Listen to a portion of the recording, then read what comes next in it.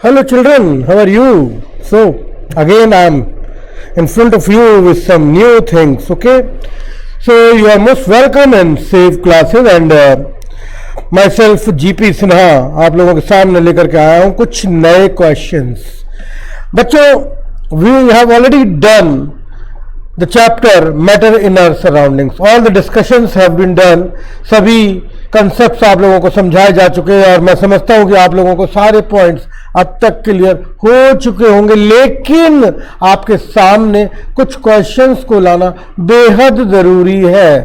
Concepts का इस्तेमाल किस तरीके से क्वेश्चंस के आंसर्स को देने में आप लोगों को करना है, ये तभी आप लोग जान पाएंगे जब आप लोग कुछ क्वेश्चंस कर लेंगे। और बच्चों, ये क्वेश्चंस मैं आप लोगों के लिए लेकर के आया हूं बहुत ही सिलेक्शन के बाद। क्वेश्चंस का लेवल आप लोगों को बहुत ही इजी लगेगा। कहीं कहीं पर दिक्कतें आ सकती है, कहीं कहीं पर रीजंस ढूंढने पड़ेंगे, तो कहीं कहीं पर अंडरस्टैंडिंग से रिलेटेड क्वेश्चंस होंगे, तो कहीं कहीं पर रिमेंबरिंग से रिलेटेड क्वेश्चंस भी आपके सामने लेकर के आऊंगा। तो चलिए करते हैं पहला क्वेश्चन। पहला क्वेश्चन मैं आप लोगों के सामने लेकर के आऊंगा और सभी क्वेश्चंस आप लोगों को मेरे पीछे लगी हुई स्क्रीन पर क्रमवार दिखाई देते रहेंगे। क्वेश्चंस को करने में हम बहुत ज्यादा समय नहीं लेंगे, क्योंकि जितना जल्दी क्वेश्चंस को हम समझेंगे उतने ही ज्यादा क्वेश्चंस हम लोग इस लेक्चर में कर सकते हैं। तो आज मैं आप लोगों के लिए क्वेश्चंस लेकर के आऊंगा और अब हम शुरू कर रहे हैं क्वेश्चंस। चलिए बच्चों, पहला क्वेश्चन आपके सामने रख रहा हूं कि which of the following are matter. आगे लिखी हुई चीजों में से आपको छांटना है कि इनमें से कौन कौन सी चीजें मैटर हैं। Chair, air, love, smell, hate, almonds, thought, cold, cold drink, smell of perfume. बच्चों, क्वेश्चन के आंसर आप बहुत अच्छी तरीके से जानते हैं। आप जानते हैं कि चेयर एक मैटर है, जबकि एयर भी एक मैटर है। एयर एक गैस है, मिक्सचर है अलग अलग गैसेस का, और कुछ सॉलिड सब्सटेंसेस भी एयर में मिक्स्ड रहते हैं। तो वहीं पर लव एक फीलिंग है, it's not a matter. Smell एक फीलिंग है, हेट एक फीलिंग है, तो ऑलमंड्स एक खाने की चीज है। थॉट, कोल्ड, ये भी फीलिंग्स हैं, तो कोल्ड ड्रिंक एक पीने की चीज है। स्मेल ऑफ परफ्यूम, ये परफ्यूम की स्मेल इंडिकेट करती है एक गैसियस स्टेट को। परफ्यूम की स्मेल तभी आएगी जब परफ्यूम होगा। तो बच्चों, क्वेश्चन का आंसर आप लोगों के समझ में आ गया होगा। द नेक्स्ट क्वेश्चन अब मैं आप लोगों के सामने जो करके लेकर के आया हूं वो है the smell of hot sizzling food reaches us several meters away. However, it is not so in case the food is cold. Explain. गरम गरम खाने की खुशबू बहुत दूर से हमारे नाक में चली जाती है, जबकि ठंडे खाने की खुशबू के साथ ऐसा नहीं होता। इस चीज को हमें एक्सप्लेन करना है आप लोगों के सामने। जी हाँ बच्चों, आंसर बहुत ही सिंपल है। खाना जब गर्म होता है तो इसमें से वेपर्स निकलती हैं, और ये वेपर्स काइनेटिक एनर्जी इनके पार्टिकल्स के बीच में बहुत ज्यादा होने की वजह से ये हवा में उड़ती हुई हमारे नेजल पोर्स के थ्रू अंदर जाती हैं और हमें एक स्मेल का एहसास होता है। जबकि अगर फूड ठंडा होता है तो उसमें से किसी भी तरह की वेपर्स बाहर नहीं निकलती। There is no release of vapours, and when vapours will not enter in our nose we can not feel any kind of smell. Right, I think point आप लोगों को क्लियर हो गया होगा। चलिए नेक्स्ट क्वेश्चन लेते हैं। A diver is able to cut through water in a swimming pool, which property of matter does this observation show. बहुत अच्छा क्वेश्चन आप लोगों के सामने आया माय डियर चिल्ड्रन। एक डाइवर, एक तैराक, पानी में तैरने वाला व्यक्ति बहुत तेजी के साथ पानी को काटते हुए आगे की तरफ मूव करता है। कौन सी प्रॉपर्टी हम देख रहे हैं यहां पर? मैटर की कौन सी प्रॉपर्टी का हमें एहसास हो रहा है यहां पर? आंसर इसका भी बहुत सिंपल है कि ये मैटर की लिक्विड स्टेट है और यहां पर पार्टिकल्स के बीच में स्पेस बहुत ज्यादा होने की वजह से डाइवर आसानी के साथ पानी को काटता चला जाता है। अगर पानी लिक्विड स्टेट की जगह सॉलिड स्टेट में होता तो शायद इसको काटना संभव नहीं होता। राइट, तो ये भी आप लोगों के समझ में आ गया। What are the characteristics of the particles of matter? ये क्वेश्चन पूरी तरीके से आपके रिमेंबरिंग यानी कि आपकी लर्निंग प्रोसेस पर आधारित है कि आपने कितना लर्न किया है। यहाँ पर आपको किसी रीजन को सोचने की जरूरत नहीं है माय डियर चिल्ड्रन। यहाँ पर आपको केवल और केवल अपनी मेमोरी को इस्तेमाल करते हुए इसका आंसर लिखना है, क्योंकि जिस वक्त हमने इस चैप्टर को डिस्कस किया था वह सबसे पहले मैटर के पार्टिकल्स की कैरेक्टरिस्टिक्स को ही स्टडी किया गया था। जी हाँ, number 1, every matter is made up of particles. हर मैटर पार्टिकल्स का बना हुआ होता है। Particles are very small in size, बहुत छोटे होते हैं। पार्टिकल्स के बीच में खाली जगह होती है जिन्हें इंटर पार्टिकल स्पेस कहा जाता है।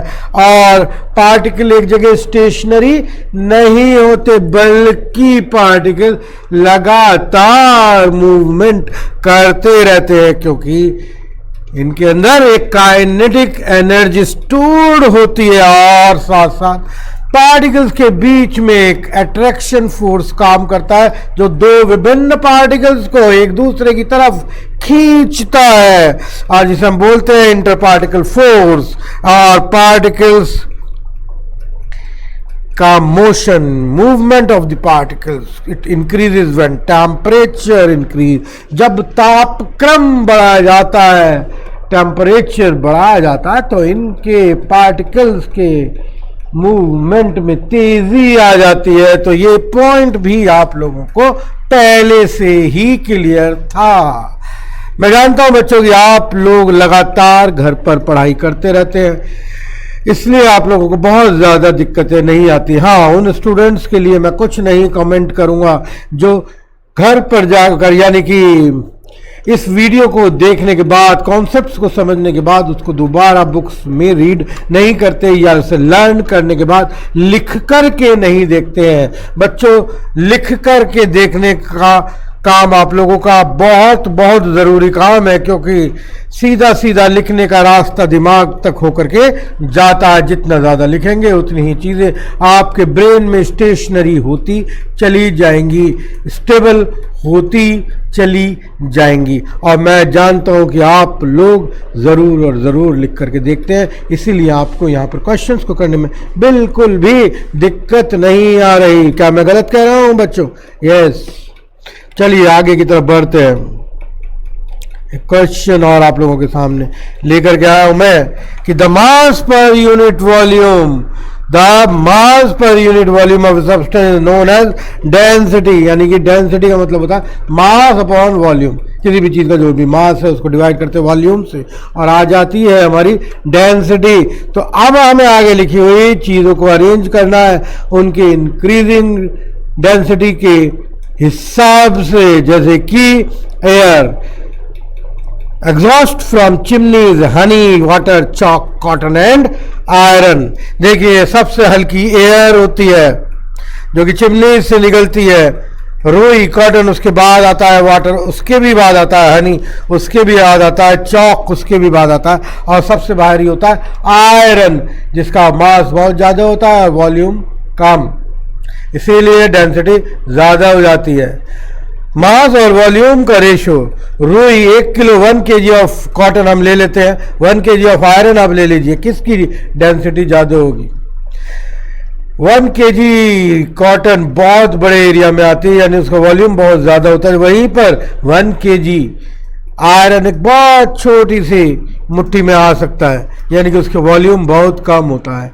तो वॉल्यूम जिससे हम डिवाइड कर रहे हैं, अगर वो कम होगा तो ऑब्वियसली आंसर ज़्यादा आएगा। तो डेंसिटी आयरन की बहुत ज़्यादा होती है और कॉटन की बहुत कम होती है। आई थिंक ये पॉइंट भी आप लोगों को क्लियर हो गया होगा माय डियर चिल्ड्रन। चलिए आगे कुछ क्वेश्चंस और करते हैं। आज का दिन केवल और केवल क्वेश्चंस करने का है। आप लोगों को सभी को मैं जानता हूँ क्वेश्चन करने में ज़रूर इंटरेस्ट आ रहा होगा, क्योंकि क्वेश्चन है ही इतने आसान कि आप हर क्वेश्चन का आंसर मेरा आंसर देने से पहले ही दे देते हैं। चलिए आगे चलते हैं हम।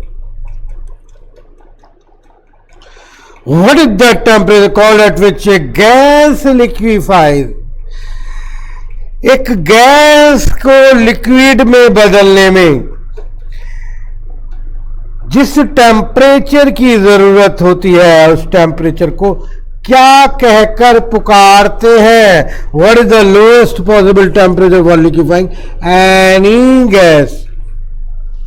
क्वेश्चन थोड़ा सा आपके कंटेंट से डिफरेंट है, लेकिन आउट ऑफ सिलेबस नहीं कहा जा सकता, क्योंकि स्टेट्स ऑफ मैटर में हम गैस को पढ़ चुके हैं और यहां पर पूछा जा रहा है कि गैस को लिक्विफाई होने पर जो टेम्परेचर उस समय पर मौजूद होता है, उस टेम्परेचर को क्या कहा जाता है? तो बच्चों उस टेम्परेचर को हम कहते हैं critical temperature, right? It is different from different gases. बच्चों the lowest possible temperature for liquefying any gas is called absolute zero.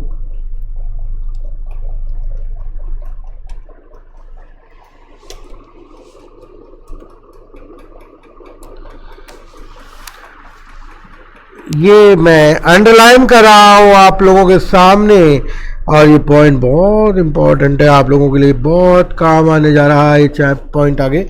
तो एब्सोल्यूट जीरो, जिसको -273 यानी 273.15 डिग्री सेल्सियस भी कहा जाता है, ये एब्सोल्यूट जीरो की वैल्यू है। The critical temperature for helium gas is near to absolute zero. इसकी वैल्यू होती है -268 डिग्री सेल्सियस। तो what is that temperature? That temperature is called critical temperature. I think आप लोगों के समझ में आ गया होगा। एक क्वेश्चन और है, ये भी आप लोगों को करना है। What is Bose Einstein condensate?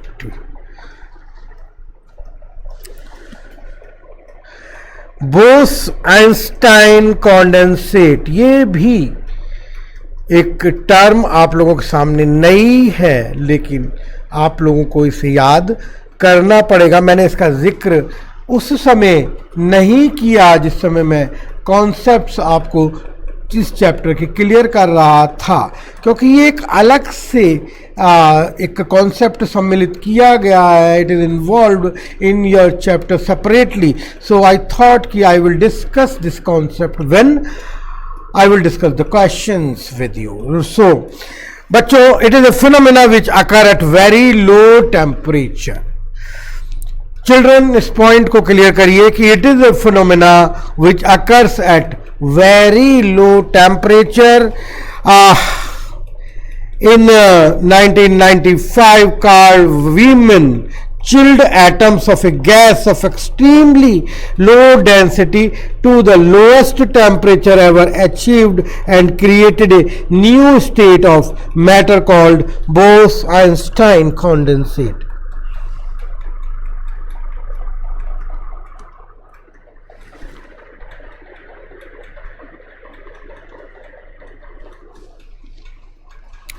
Question is related new state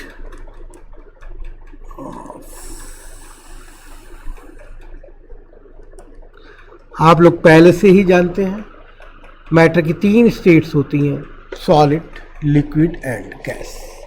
यहां पर एक चौथी स्टेट की बात की गई है जिसका नाम दिया गया है Bose Einstein condensate. Bose Einstein condensate, this is the new state of matter जो कि गैसेस को बहुत ही लो टेम्परेचर पर चिल करके प्राप्त की गई, राइट। तो आप लोगों को इतना याद रखना ही है जितना मैंने अंडरलाइन किया है।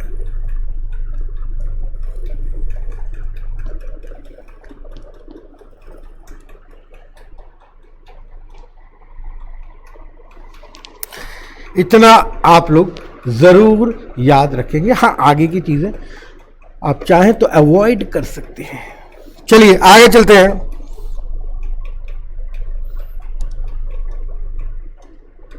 Why does a gas fill completely the vessel in which it is kept? Answer बहुत सिंपल है और आप लोग शायद पहले ही दे चुके हैं, मुझे बोलने की ज़रूरत भी नहीं पड़ेगी कि एक गैस किसी भी वेसल में कंप्लीटली फिल कैसे हो जाती है। बच्चों, आप लोग जानते ही हैं कि पार्टिकल्स के बीच में अट्रैक्शन फोर्स ना के बराबर होता है, तो आसानी के साथ एक दूसरे से दूर हो कर किसी भी वेसल में वो आसानी के साथ फैल सकते हैं। इनके बीच में स्पेस की कोई कमी नहीं है। This happens because of fast diffusion of particles in a gas, right. तो the number of vacant spaces in the gas state is very large, so easily they can be filled in a vessel, right? So answer is clear to all of you. चलिए बच्चों, अब बात करते हैं एक अगले question की। एक gas exerts pressure on the walls of the container. कोई भी गैस अपने कंटेनर की वॉल्स पर प्रेशर क्रिएट करती है, क्यों करती है? आपको इसका भी आंसर मुझसे पहले पता है। जी हाँ, पार्टिकल्स एक काइनेटिक एनर्जी अपने अंदर रखते हैं और गैस के पार्टिकल्स में तो ये काइनेटिक एनर्जी बहुत ज़्यादा होती है, इसीलिए लगातार पार्टिकल्स जिस भी बर्तन में उसकी दीवार पर टक्कर मारते रहते हैं और एक pressure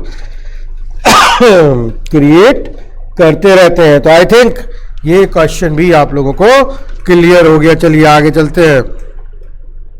Why should we call a wooden table solid? किसी भी लकड़ी की मेज को सॉलिड कहा जाता है, तो क्यों कहा जाता है? रीज़न बहुत ही क्लियर है। सॉलिड की प्रॉपर्टीज आपको यहाँ पर लिखनी है, जैसे कि it is very hard and rigid, its shape can not be change, it is quite heavy, there is no movement of the particles present. तो क्वेश्चन का आंसर ये भी आपको मुझसे पहले से पता था। We can, next question, we can easily move our hand in air, but to do so the same through a solid block of wood, we need a karate expert. वाह, बात कराटे की भी आ गई है यहाँ पर। तो आप लोग कराटे खेलते हैं, समर ब्रेक में जब समर कैंप लगता है तो उसमें कराटे का सिलेक्शन आप लोगों का मेन इंटरेस्टिंग सब्जेक्ट होता है, क्योंकि आप लोग बहुत ही ज़्यादा इन्फ्लुएंस्ड है एक्शन मूवीज से जिसमें कराटे बहुत ज़्यादा इस्तेमाल होता है, राइट। जैकी चैन की मूवीज भी आप लोग बहुत देखते हैं, कराटे कुंग फू सभी कुछ उसके अंदर होता है। अरे नहीं, बातें हम लोग इधर उधर की नहीं करेंगे, केवल अपने क्वेश्चंस पर ही लगे रहेंगे कि हम एक गैस में अपना हाथ इजीली हिला सकते हैं, लेकिन अगर वही एक सॉलिड ब्लॉक होगा तो it is not possible for us. उसके लिए तो हमें कराटे एक्सपर्ट बनना पड़ेगा, राइट। तो इसके पीछे क्या रीज़न है आपको एक्सप्लेन करना ही है। इन एयर पार्टिकल्स के बीच में जो साइज है, पार्टिकल्स के बीच में जो स्पेस है वो बहुत बड़ा है और इनके बीच में फोर्स बहुत कमज़ोर है। फोर्स कमज़ोर होने की वजह से पार्टिकल बहुत दूर चले जाते हैं एक दूसरे के पास से, और हम आसानी के साथ अपना हाथ उन पार्टिकल्स के बीच की खाली जगह में ले जा सकते हैं। जबकि सॉलिड के केस में इसका उल्टा होता है, रिवर्स होता है, और वहाँ पर हम पार्टिकल्स के बीच में स्पेस ना के बराबर देखते हैं और इसलिए हम अपना हाथ उसके अंदर एंटर नहीं कर सकते। This is the answer of this question my dear students. चलिए बात करते आगे। Liquids generally have low density as compared to the solid, but you must have observed that ice floats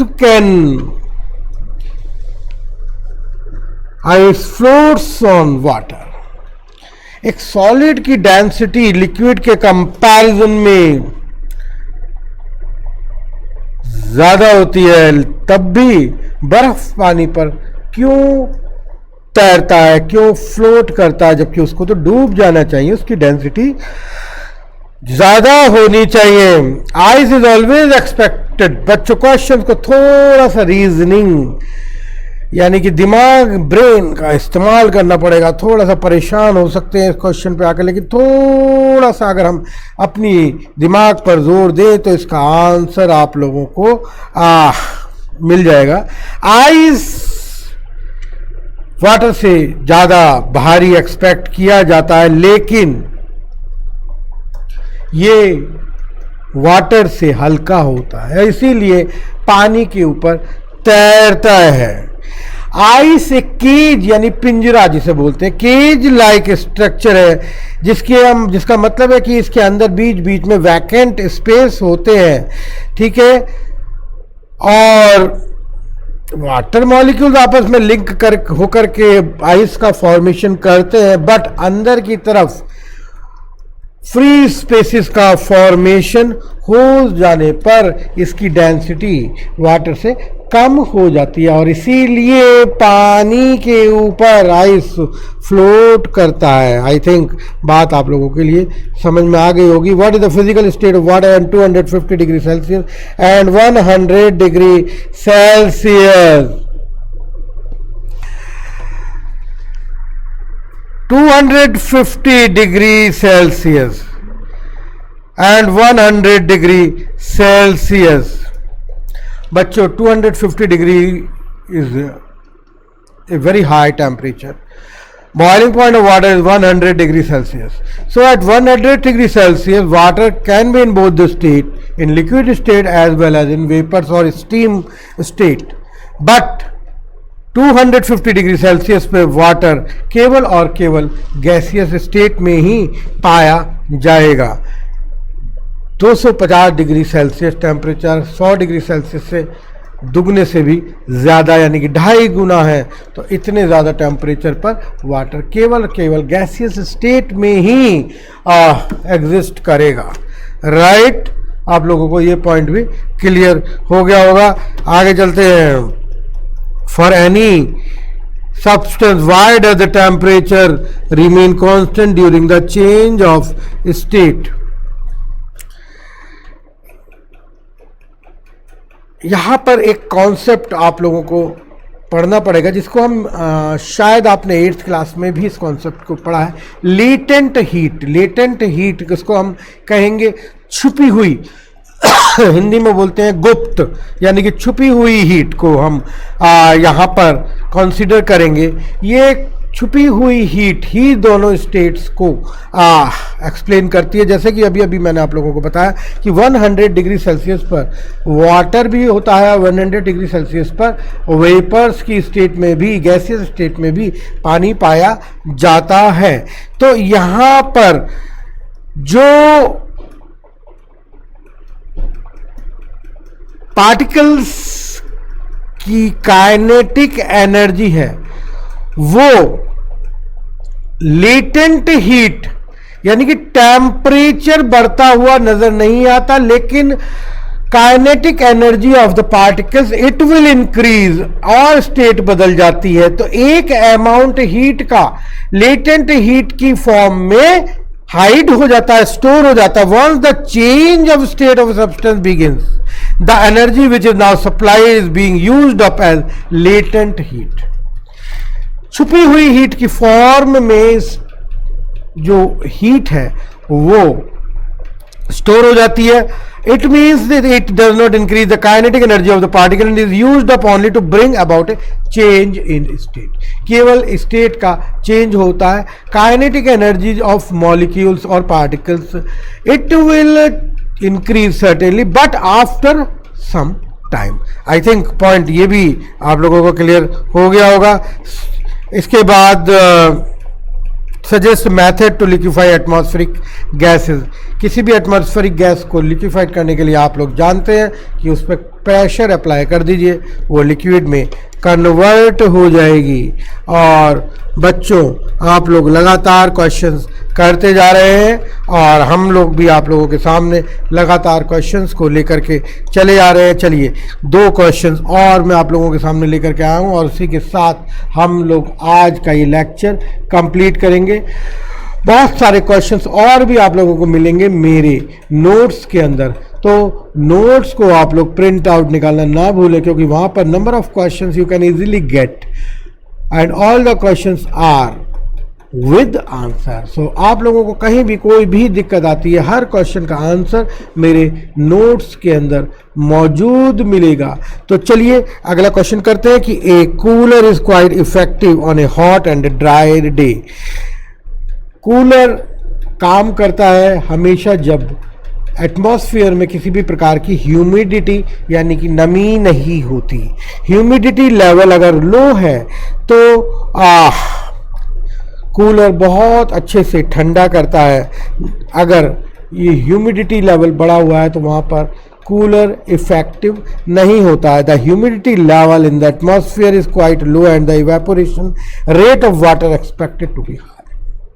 right, तो जहाँ पर भी ह्यूमिडिटी लेवल लो होगा evaporation ज़्यादा होगा. जितना ज़्यादा इवेपोरेशन होगा कूलर उतना ही ज़्यादा ठंडा करेगा आसपास की हवा को. आई थिंक पॉइंट आप लोगों को क्लियर हो गया होगा. एक और question, how does water kept in an earthen pot become quite cold during summer. गर्मियों में घड़े में रखा हुआ पानी या सुराही में रखा हुआ पानी ठंडा हो जाता है. इसके पीछे क्या रीज़न है? बहुत ही अच्छा लगता है घड़े के अंदर ठंडा ठंडा पानी जब हम इसे पीते हैं. बच्चों जो मिट्टी के बने हुए बर्तन यानी कि घड़ा या सुराही होते हैं, इसमें छोटे छोटे पोर्स होते हैं और इन्हीं पोर्स में से वाटर होकर के इवेपोरेट होता है बहुत तेजी के साथ बाहर की तरफ. बाहर की इस इवेपोरेशन की वजह से बाहर की हवा को भी ये ठंडा कर देता है, जिसकी वजह से अंदर टेम्परेचर, अंदर मतलब बर्तन के अंदर का टेम्परेचर लोअर डाउन हो जाता है और पानी ठंडा हो जाता है. पॉइंट आप लोगों को क्लियर हो गया होगा. तो बच्चों आज बहुत सारे क्वेश्चंस हमने आप लोगों के साथ किए. बहुत सारे क्वेश्चंस के आंसर आप लोगों को पहले से ही आते थे क्योंकि आप लोगों ने कंटेंट्स को बहुत अच्छी तरीके से समझ लिया था. कुछ क्वेश्चंस में आप लोगों को दिक्कत आई लेकिन मैं हमेशा आप लोगों के सामने एक सपोर्ट बन करके मौजूद रहा. बच्चों इन क्लासेस को लगातार आप पढ़ते रहिए. आपको आने वाले समय में किसी सपोर्ट की भी ज़रूरत नहीं पड़ेगी क्योंकि आप लोग खुद सेल्फ डिपेंडेंट हो जाएंगे. तो बने रहिए हमारे साथ सेव क्लासेस में और मिलते हैं हम अपने नेक्स्ट लेक्चर में एक नए चैप्टर के साथ. Thank you very much.